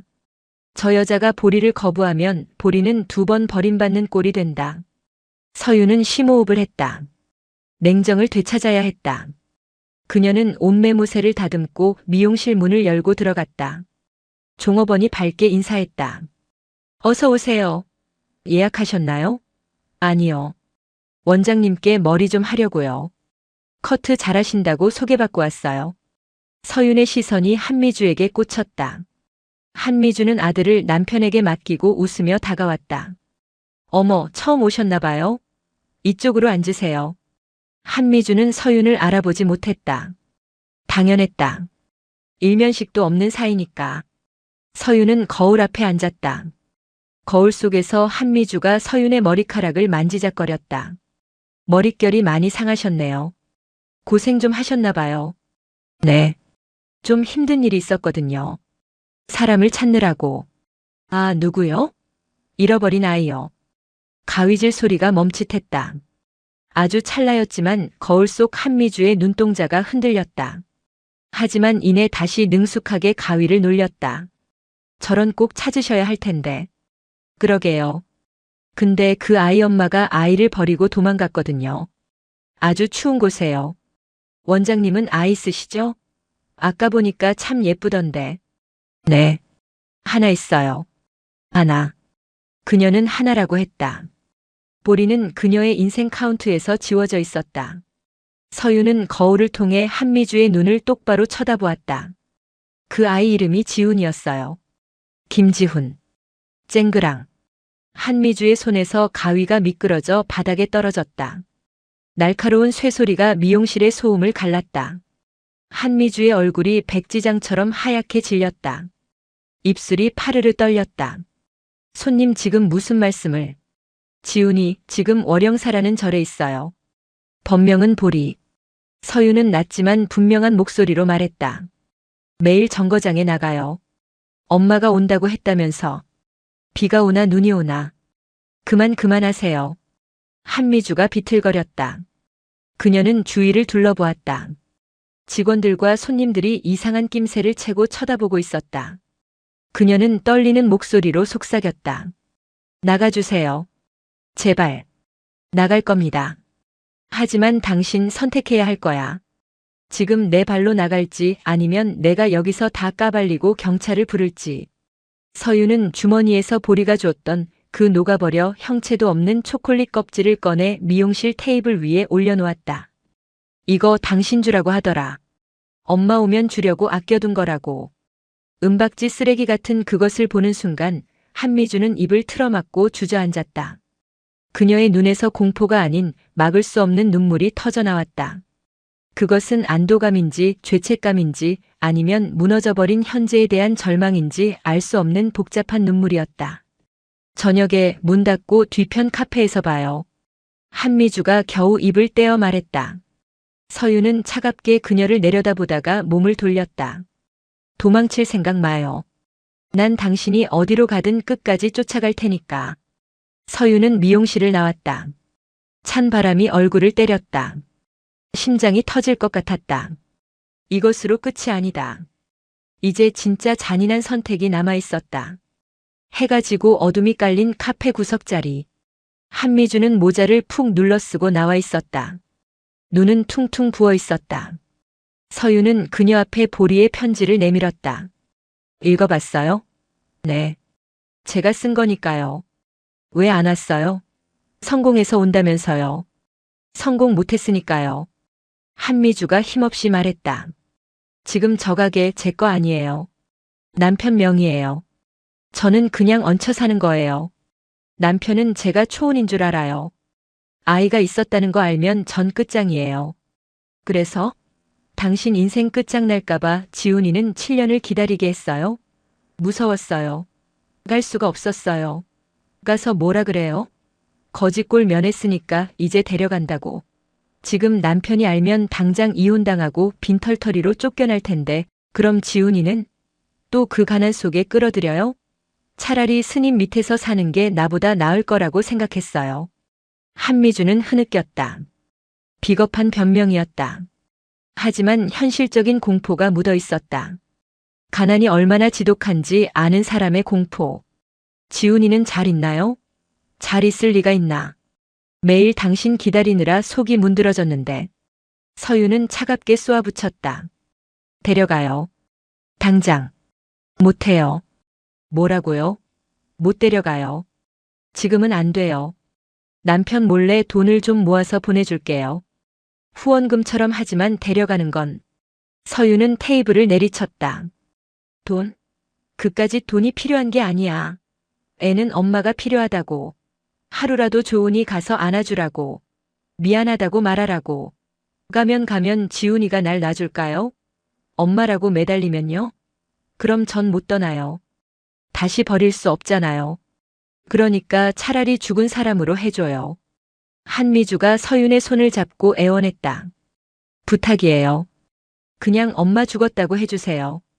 그게 아이를 위해서도 나아요. 희망 고문하는 것보단 단념하는 게 낫잖아요. 서윤은 잡힌 손을 뿌리쳤다. 역겨웠다. 자신의 안위를 위해 자식에게 엄마의 죽음을 선물하라는 저 이기심이 소름 끼쳤다. 하지만 동시에 서윤은 무염 스님의 말이 떠올랐다. 거짓된 희망은 독이지만 때로는 잔인한 진실이 칼이 되기도 한다. 지금 이 여자를 억지로 끌고 가서 보리 앞에 세운들 보리가 행복할까? 너를 키울 수 없어 버렸다고 말하는 엄마, 새 가족을 지키기 위해 도망치려는 엄마를 보는 게 과연 구원일까? 서윤은 딜레마에 빠졌다. 진실을 밝히는 것이 정의라고 생각했는데 그 정의가 아이를 난도질할 수도 있다는 사실을 깨달았다. 좋아요. 서윤이 입을 열었다. 당신 말대로 죽은 사람 취급해줄게. 대신 조건이 있어요. 뭐든지요. 뭐든지 할게요. 지훈이 보러 오지 마. 평생. 몰래 훔쳐보러 오는 짓도 하지 마. 그건 당신 위로받으려는 수작이니까. 진짜 죽은 듯이 살아. 그게 벌이야. 한미주는 고개를 끄덕이며 오열했다. 그리고 하나 더. 내가 다시 올 때 내 빚 보증서요. 당신 가게 담보로. 네? 나도 살아야겠어. 지훈이 지키려면 돈이 필요해. 당신이 버린 아들 내가 키울 거니까 양육비 낸다고 생각하고 보증서요. 안 그러면 당신 남편한테 지금 당장 가서 다 말할 거야. 한미주는 떨리는 손으로 서윤을 바라보다가 천천히 고개를 끄덕였다. 서윤은 자리에서 일어났다. 뒤도 돌아보지 않고 카페를 나섰다. 밤하늘에 별이 총총했다. 서윤은 하늘을 올려다보았다. 빈손이었다. 엄마를 데려가지 못했다. 보리에게 뭐라고 말해야 할까? 거짓말을 해야 한다. 보리가 했던 그 슬픈 거짓말을 이제는 서윤이 해야 했다. 하지만 이번 거짓말은 도망치기 위한 것이 아니라 지키기 위한 것이었다. 기다려, 보리야. 이모가 간다. 서윤은 주머니 속 초콜릿 껍질을 만지작거렸다. 그것은 이제 쓰레기가 아니라 서윤이 짊어져야 할 무게의 상징이었다. 돌아오는 길은 갈 때보다 더 길게 느껴졌다. 서윤은 버스 맨 뒷좌석에 앉아 무릎 위에 놓인 새 운동화 상자를 내려다보았다. 읍내시장에서 산 아동용 운동화였다. 보리의 낡은 고무신을 대신할 물건. 하지만 이것이 엄마를 대신할 수는 없었다. 서윤은 수십 번 연습했다. 보리 앞에서 어떤 표정을 지어야 할지, 첫마디를 어떻게 떼어야 할지. 엄마는 못 와. 엄마는 죽었어. 엄마가 너를 나한테 부탁했어. 어떤 문장을 골라도 비겁하게 느껴졌다. 하지만 서윤은 결심했다. 이 비겁함의 무게는 오로지 자신이 짊어지기로. 아이가 더 이상 헛된 기다림에 피가 마르지 않게 하려면 잔인한 마침표가 필요했다. 월영산 입구입니다. 기사의 안내 방송과 함께 버스가 멈췄다. 칙, 문이 열렸다. 서윤은 심호흡을 하고 버스 계단을 내려왔다. 익숙한 풍경이었다. 낡은 정거장 벤치, 비스듬히 기운 표지판. 그리고 그 아래 망부석처럼 앉아있는 작은 아이. 보리는 버스 문이 열리자마자 벌떡 일어나 목을 길게 뺐다. 서윤이 내리자 아이의 시선은 서윤의 뒤쪽 버스에 열린 문 틈새로 향했다. 누군가 더 내려오기를, 익숙한 그림자가 나타나기를 바라는 눈빛이었다. 하지만 버스 문은 야속하게 닫혔다. 부르릉 엔진 소리를 내며 버스는 떠나버렸다. 도로 위엔 서윤과 보리 둘만 남았다. 정막이 흘렀다. 바람 소리조차 멈춘 것 같았다. 보리의 시선이 천천히 버스가 사라진 도로 끝에서 서윤의 얼굴로 옮겨왔다. 그 눈빛이 서윤의 심장을 난도질했다. 실망, 체념, 그리고 혹시나 하는 마지막 기대가 뒤섞인 눈동자. 이모. 보리가 불렀다. 엄마는요?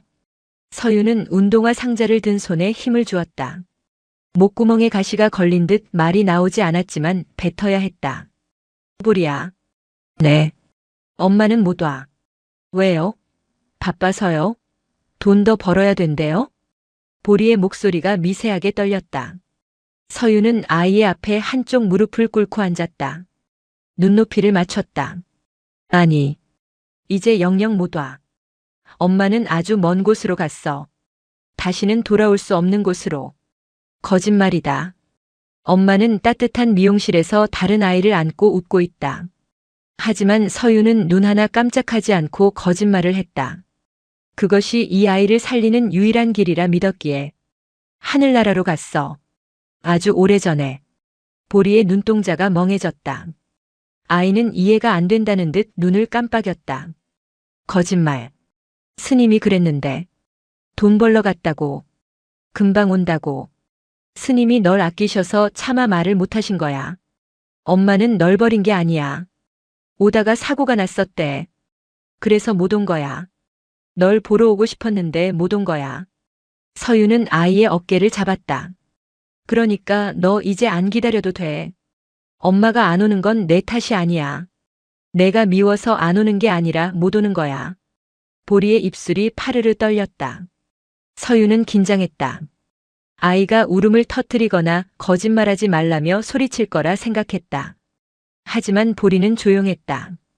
고개를 푹 숙이고 자신의 낡은 고무신 코만 내려다보았다.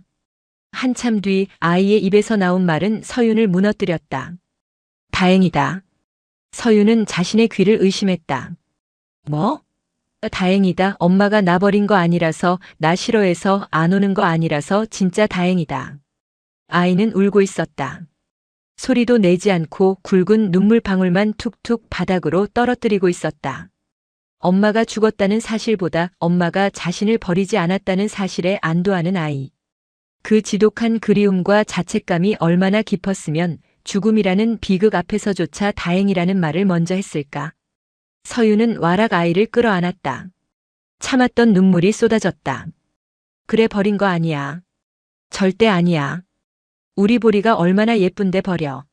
서윤은 아이의 등을 쓸어내리며 속으로 빌었다. 용서하지 마라. 나도 내 엄마도 용서하지 마. 그냥 너는 아프지 마라. 그날 정거장에는 찬 바람 대신 서윤의 통곡 소리와 보리의 숨죽인 흐느낌만이 오래도록 머물렀다. 다음 날 월영사 뒷마당에는 작은 연기가 피어올랐다. 무염 스님과 서윤 그리고 보리가 모닥불 앞에 둘러서 있었다. 보리의 엄마를 보내주는 그들만의 작은 천도제였다. 사실 보낼 영혼 따위는 없었다. 그 여자는 살아서 밥을 먹고 웃고 있을 테니까. 하지만 이곳에서 태워지는 것은 기다림이라는 이름의 망령이었다. 보리는 품에서 소중하게 간직해온 엄마의 사진 사실은 너무 어릴 때라 흐릿한 기억 속의 이미지로 서윤이 그려준 그림과 닳고 다른 아기 고무신 한 짝을 불길 속에 던져 넣었다. 엄마 잘 가. 보리가 합장하고 중얼거렸다. 추운 데 있지 말고 따뜻한 데로 가. 나 이제 안 기다릴게. 정거장에 안 나갈게. 그러니까 엄마도 나 걱정하지 마. 불길이 고무신을 집어삼켰다. 검은 연기가 하늘로 올라갔다. 무염 스님이 목탁을 두드리며 연부를 외웠다. 관세음보살 나무아미타불. 서윤은 타닥거리는 불꽃을 보며 생각했다. 저 연기와 함께 아이의 상처도 날아가기를. 그리고 자신의 죄책감도 조금은 옅어지기를. 의식이 끝나고 보리는 서윤이 사온 새 운동화를 신었다. 이모. 응. 발이 폭신폭신해요. 그래. 다행이네. 이제 그거 신고 뛰어놀아. 얌전히 앉아있지 말고. 보리는 제자리에서 콩콩 뛰어보았다. 흙먼지가 일었다. 아이의 얼굴에서 처음으로 그늘 없는 진짜 아이 같은 미소가 번졌다. 이모, 나 달리기 잘해요. 알아. 지난번에 보니까 멧돼지처럼 빠르더라. 멧돼지가 뭐예요? 다람쥐지. 보리가 까르르 웃으며 마당을 달렸다. 서윤은 그 모습을 보며 무염 스님에게 물었다. 스님, 저 잘한 거 맞죠? 진실이 늘 구원은 아니지. 때로는 따뜻한 거짓이 차가운 진실보다 나을 때도 있는 법이요. 평생 속일 거예요. 제가 지옥 가면 되죠, 뭐. 스님은 빙그레 웃으며 서윤을 보았다. 지옥 갈 놈이 부처님 도량을 고쳐주겠다고 덤비진 않겠지. 그래, 빚은 어찌 되었소? 해결했어요. 아니, 유예받았죠. 대신 제가 몸으로 때우기로 했어요.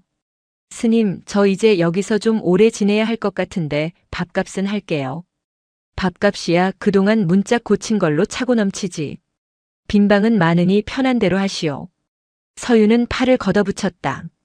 그녀의 밥값은 단순한 노동이 아니었다. 그녀는 서울에서 김철수와 맺은 계약을 이행하기 위해 그리고 이 절을 보리와 자신이 살아갈 진짜 집으로 만들기 위해 움직이기 시작했다. 서윤은 낡은 창고를 뒤져 목재와 공구를 찾아냈다. 그녀의 눈빛이 디자이너 시절의 예리함으로 돌아왔다. 월영사의 낡은 요사체, 바람이 새는 문풍지, 삐걱거리는 마루. 그 모든 것이 그녀에게는 캔버스였다. 기다림의 공간이었던 이곳을 이제는 살아가는 공간으로 바꿀 차례였다. 계절은 겨울의 끝자락을 지나 봄의 초입으로 들어서고 있었다. 산수유가 노란 꽃망울을 터뜨렸고 계곡의 얼음장이 풀려 물소리가 요란해졌다. 월영사는 조금씩 변하고 있었다.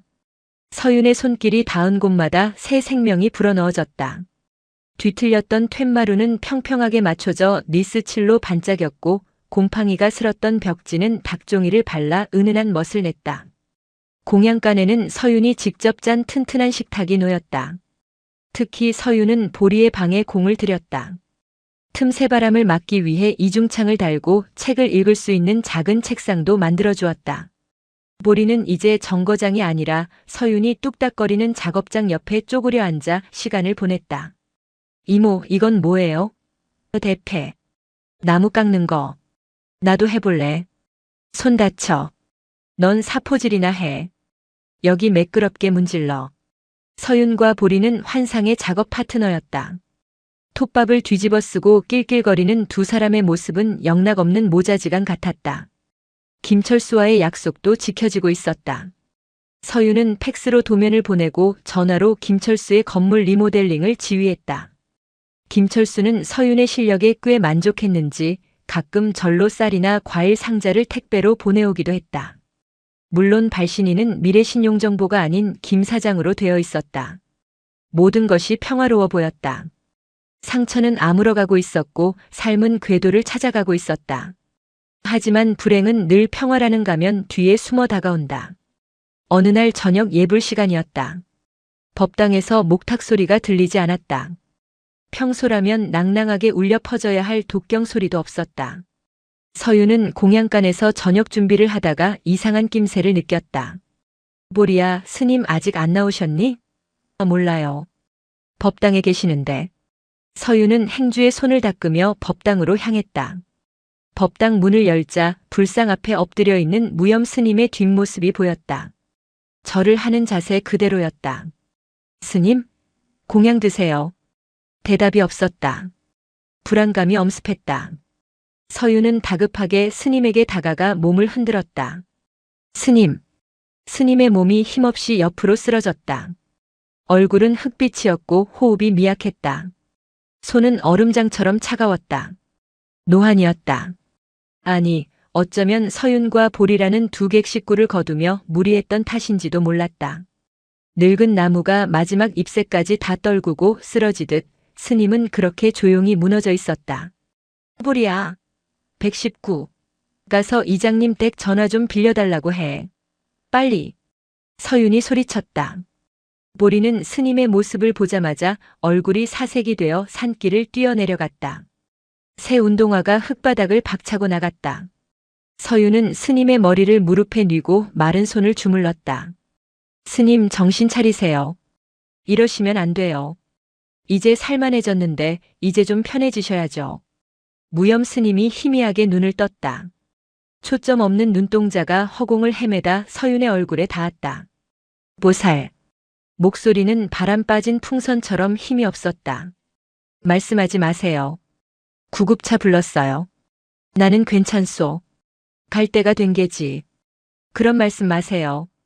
저랑 보리 두고 어디 가시려고요. 부탁이 있소. 스님은 떨리는 손으로 서윤의 옷자락을 잡았다. 이 절 그리고 보리 자네가 지켜주게. 스님이 지키셔야죠. 일어나서 스님이 하세요. 나는 나무 그늘이면 좋카오. 자네가 이 절의 기둥이 되어주시오. 스님은 다시 눈을 감았다. 잡았던 손에 힘이 빠졌다. 서유는 스님의 가슴에 귀를 댔다. 다행히 심장은 뛰고 있었다. 아주 느리고 약하게. 멀리서 구급차 사이렌 소리가 들려왔다. 윙윙거리는 소리가 산사를 가득 메웠다. 응급실로 향하는 구급차 안 서유는 스님의 손을 잡고 기도했다. 종교 따위 믿지 않았지만 지금은 누구라도 붙잡고 싶었다. 보리는 서윤의 옆에 앉아 훌쩍이고 있었다. 엄마를 보낸 지 얼마나 되었다고 이번엔 할아버지 같은 스님마저 잃을까봐 공포에 질려 있었다. 괜찮아. 스님 안 돌아가셔. 내가 안 보내. 서윤은 보리의 손을 꽉 쥐었다. 하지만 그녀의 손도 떨리고 있었다. 서윤은 깨달았다. 이제 진짜 홀로 서기가 시작되었다고. 지금까지는 스님이라는 울타리 안에서 보호받았지만 이제는 자신이 그 울타리가 되어야 한다고. 낡고 흔들리는 이 절 그리고 두 번 다시 버려져서는 안 될 저 아이를 위해 자신이 무너져가는 기둥을 어깨로 떠받쳐야 할 때가 온 것이다. 무염 스님은 그해 늦봄 목련 꽃잎이 다 떨어질 무렵 조용히 눈을 감았다. 유언은 간단했다. 미안하다 그리고 고맙다. 누구에게 한 말인지 주어는 없었지만 서윤과 보리는 그 말이 서로를 향한 것임을 그리고 자신들을 향한 것임을 알았다. 장례는 소박하게 치러졌다. 상주 자리는 보리가 아닌 서윤이 지켰다. 보리는 아직 너무 어렸고 서윤은 자신이 이 아이의 보호자임을 세상에 공표하고 싶었다. 염을 하고 다비를 치르는 동안 서윤은 울지 않았다. 울 시간이 없었다. 스님이 떠난 절은 당장 서윤이 책임져야 할 현실이었기 때문이다. 장례가 끝나고 며칠 뒤 검은 양복의 김철수가 찾아왔다. 빚독촉이 아니었다. 그는 절 입구에 서서 말끔하게 수리된 요사채와 정갈해진 마당을 둘러보았다. 김 사장님 이번 달 이자는? 됐어. 김철수가 손을 저었다. 원금 다 갚은 걸로 칩시다. 네. 당신이 내 건물 리모델링 해준 덕분에 임대 수익이 꽤 짭짤해. 그리고 이 산골짜기에서 애 하나 키우면서 억척같이 사는 꼴 보니 더 뜯어낼 마음도 안 생기고 그는 품에서 차용증을 꺼내 라이터로 태워버렸다. 종이가 재가 되어 바람에 흩날렸다. 대신 조건이 있어. 또 무슨 조건요? 그 꼬맹이 잘 키워. 나중에 커서 훌륭한 스님 되거나 아님 당신 닮아서 똑똑한 놈 되면 내 덕분이라고 생색이나 좀 내게 해줘. 김철수는 쿨하게 등을 돌려 내려갔다. 서유는 타다 남은 재를 밟으며 비로소 긴 숨을 토해냈다. 이제 그녀를 옥죄던 모든 족쇄가 풀렸다. 서울로 돌아갈 수도 있었다. 다시 디자이너로 화려하게 복귀할 수도 있었다. 하지만 서유는 짐을 싸지 않았다. 마당에서 보리가 빗자루질을 하고 있었다. 스님이 하던 그 모습 그대로. 서유는 그 뒷모습을 보며 생각했다. 여기가 내 집이다. 서유는 보리의 손을 잡고 읍내로 나갔다. 전입신고를 했다. 주소지 월영사. 세대주 강서윤. 동거인 김지훈 보리. 그렇게 그들은 법적으로도 심적으로도 진짜 가족이 되었다. 피 한 방울 섞이지 않았지만 서로의 상처를 하차주며 굳어진 딱지 같은 가족이었다. 시간은 강물처럼 흘렀다.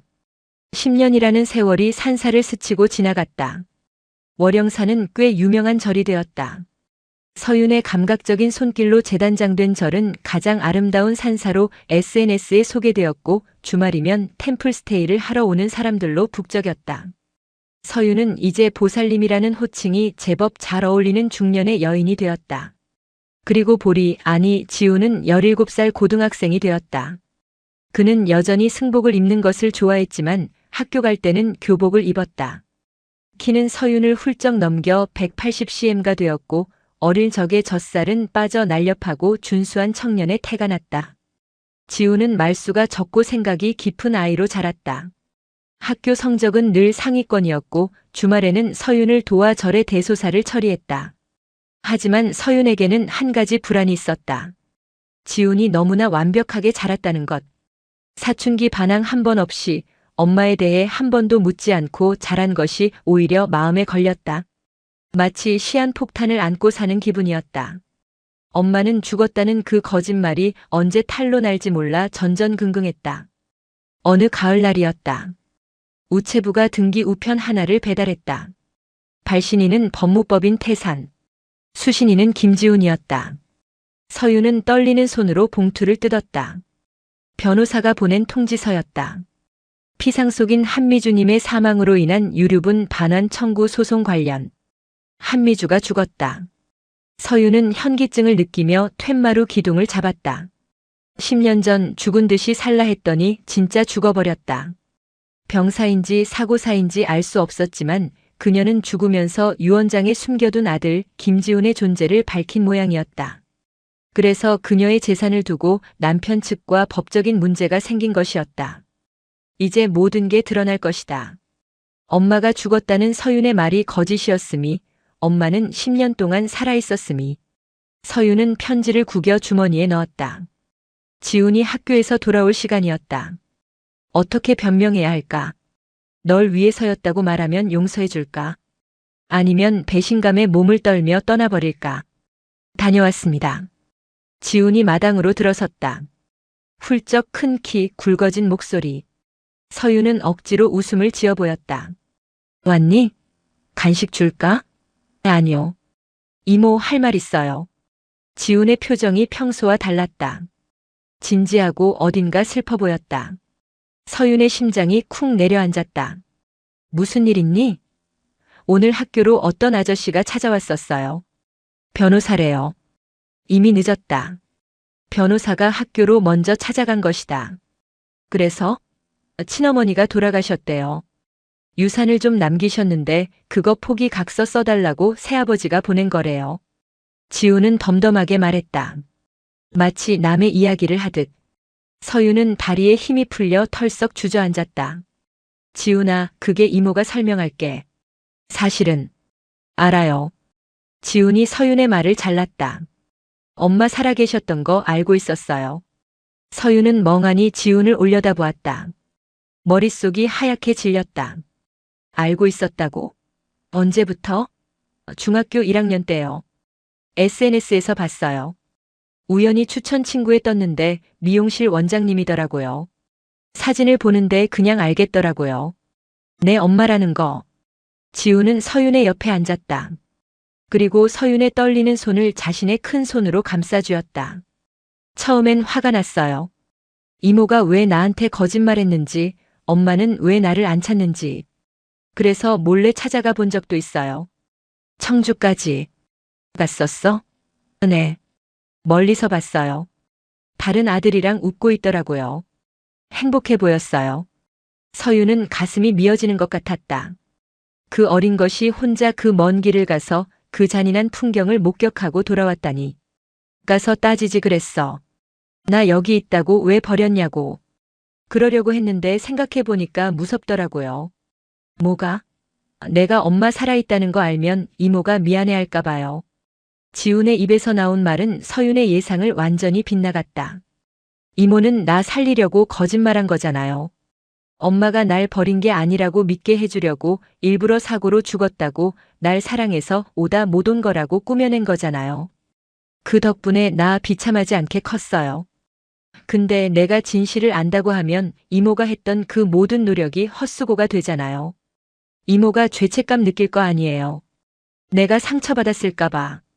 지우는 씁쓸하게 웃었다. 그래서 모른 척 했어요. 이모가 지켜준 내 세상이 깨지지 않게 하려고. 나한테 엄마는 한미주 씨가 아니라 강서윤이니까. 서윤은 눈물을 참을 수가 없었다. 이 아이는 10년 전 그 정거장에서와 똑같았다. 스님의 죄책감을 덜어주기 위해 엄마를 기다리는 척했던 7살 꼬맹이는 이제 이모의 죄책감을 덜어주기 위해 엄마를 모르는 척하는 17 소년이 되어 있었다. 서윤의 거짓말이 보리를 지키는 방패였다면 보리의 거짓말은 서윤을 지키는 우산이었다. 서로가 서로를 지키기 위해 그들은 기꺼이 가장 슬픈 거짓말쟁이가 되었던 것이다. 바보 같은 놈, 진짜 바보 같은 놈. 서윤은 지훈의 가슴에 얼굴을 묻고 오열했다. 지훈은 말없이 서윤의 등을 토닥였다. 어릴 때 서윤이 해주었던 것처럼 투박하지만 따뜻한 손길로. 유산 상속 포기할 거예요. 그쪽 집안 시끄럽게 하고 싶지 않아요. 그리고 그 돈 필요 없어요. 왜 포기해? 받아서 너 대학도 가고 유학도 가. 돈은 제가 벌면 돼요. 그리고 저 대학 안 가요. 불교 대학 갈 거예요. 스님 될 거니까. 뭐? 안 돼. 내가 너 고생 안 시키려고 얼마나 공들여 키웠는데. 고생 아니에요. 여기가 좋아요. 이모랑 스님이랑 이 절이랑 같이 늙어가는 게 제 꿈이에요. 지훈의 눈은 확고했다. 맑고 단단한 눈. 10년 전 빗속에서 서윤을 올려다보던 그 눈빛 그대로였다. 다시 봄이 왔다. 지훈은 동국대학교 불교학과에 합격했다. 오늘은 기숙사로 떠나는 날이었다. 서윤은 아침부터 부산을 떨며 반찬을 싸고 옷을 챙겼다. 가서 밥 굶지 말고, 빨래 밀리지 말고, 힘들면 바로 전화하고. 이모, 저 군대 가는 거 아니에요. 주말마다 올 건데 뭘. 지훈이 웃으며 가방을 맸다. 승복 대신 청바지에 후드티를 입은 모습이 영락없는 새내기 대학생이었다. 서윤은 지훈을 배웅하러 산 아래 정거장까지 함께 내려왔다. 10년 전 비가 오나 눈이 오나 지훈이 서 있었던 그 정거장. 낡은 표지판은 새 것으로 교체되었고 벤치도 깨끗하게 칠해져 있었다. 벚꽃잎이 눈처럼 날리는 날이었다. 버스 온다. 멀리서 버스가 다가왔다. 서윤은 지훈의 옷매무새를 다듬어 주었다. 지훈아. 네. 엄마가 미안해. 더 잘해주지 못해서. 서윤은 처음으로 자신을 엄마라고 지칭했다. 지훈의 눈이 휘둥그레졌다가 이내 반달처럼 휘어졌다. 에이, 엄마가 뭐가 미안해. 나만큼 잘 큰 아들 있으면 나와보라 그래요. 지훈은 서윤을 꽉 안았다. 훌쩍 커버린 아들의 품은 넓고 따뜻했다. 버스가 멈추고 문이 열렸다. 지훈이 버스에 올랐다. 다녀오겠습니다. 버스가 출발했다. 지훈은 창문 밖으로 손을 흔들었다. 서윤도 손을 흔들었다. 버스는 벚꽃 터널을 지나 멀어져 갔다. 붉은 후미등이 시야에서 사라질 때까지 서윤은 자리를 뜨지 않았다. 과거의 정거장은 오지 않는 사람을 기다리는 결핍의 공간이었다. 하지만 지금의 정거장은 떠나는 사람을 배웅하고 돌아올 사람을 마중하는 약속의 공간이 되었다. 다녀와라. 밥 해놓고 기다릴게. 서유는 혼잣말을 중얼거렸다. 기다림은 이제 고통이 아니었다. 그것은 사랑하는 사람이 돌아올 곳을 지키는 가장 설레는 일상이었다. 서유는 뒤를 돌았다. 산길을 오르는 그녀의 발걸음이 봄바람처럼 가벼웠다. 하늘에서는 거짓말처럼 따뜻한 봄비가 내리기 시작했다. 영상이 마음에 드셨다면 구독과 좋아요, 댓글 부탁드립니다.